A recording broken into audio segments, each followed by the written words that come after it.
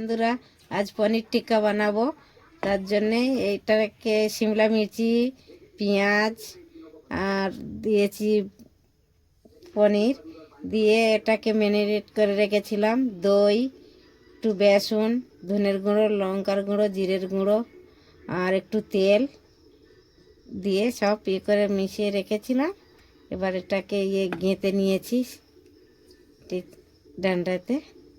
এবার এটাকে করবো। তাওয়া গরম হয়ে গেছে, বাটারটা দিয়ে দিচ্ছি।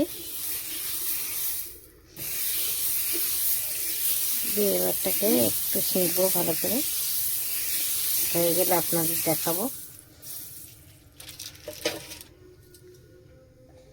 দিয়ে দিচ্ছি।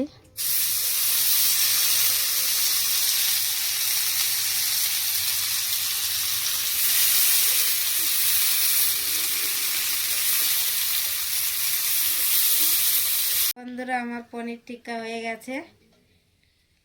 দেখুন, ভালো লাগলে লাইক, কমেন্ট, শেয়ার করবেন।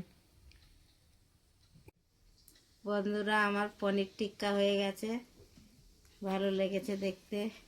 আপনারা এমনি করে বানাবেন। ভালো লাগলে লাইক, কমেন্ট, শেয়ার করবেন।